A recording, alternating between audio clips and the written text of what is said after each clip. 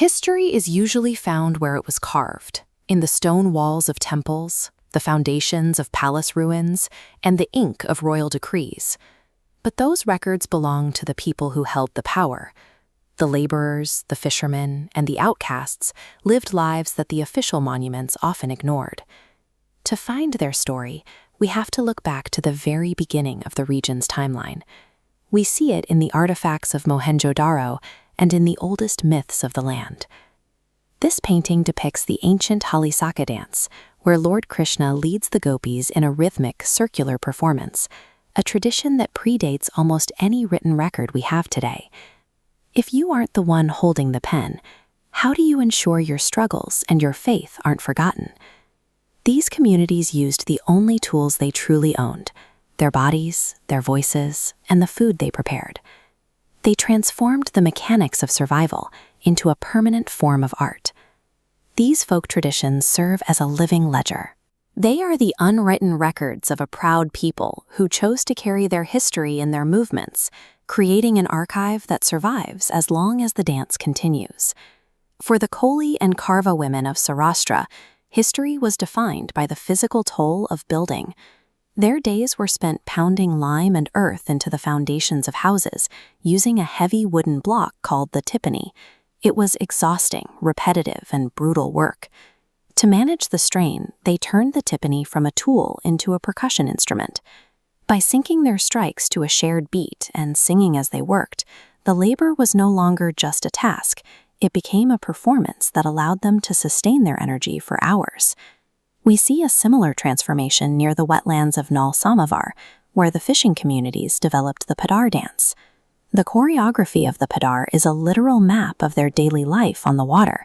Every sweep of their Rs and every shift in their weight mimics the exact physical motion of rowing a boat against the current or navigating through the reeds. These movements helped the body endure. By turning a grueling physical requirement into a rhythmic pattern, the mind can focus on the music, allowing the muscles to work through the fatigue of a long day. Beyond the physical environment, Gujarat's people also had to navigate the strict social walls of the 14th century. This was the world of Asayat Thakur, a highly respected Brahmin priest. Thakur's life took a sharp turn when he chose to protect the dignity of a girl from a lower caste family.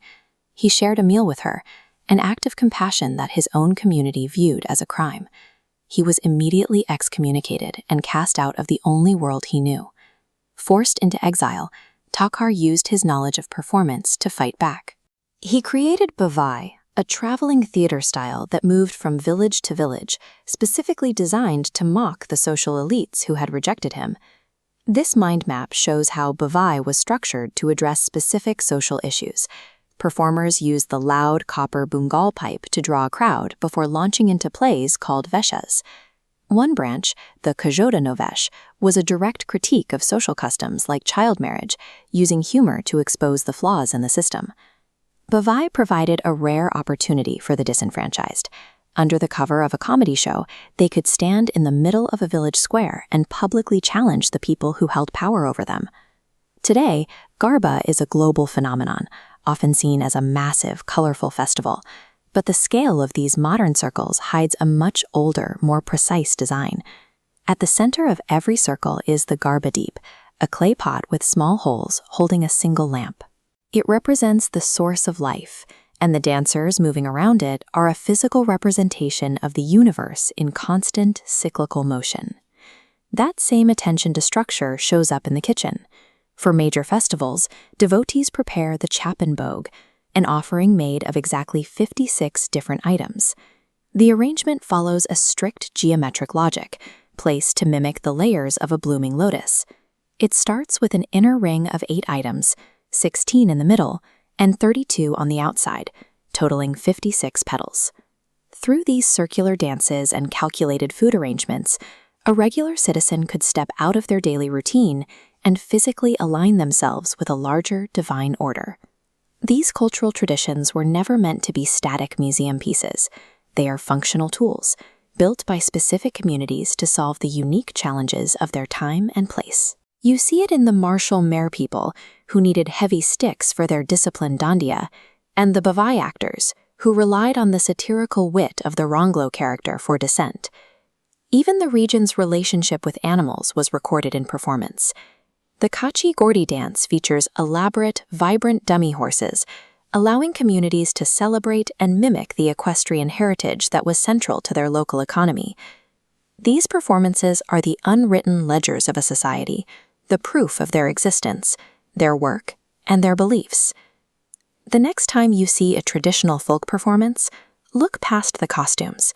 You are watching a record of how the people turned their sweat, their rebellion, and their faith into something that could never be erased.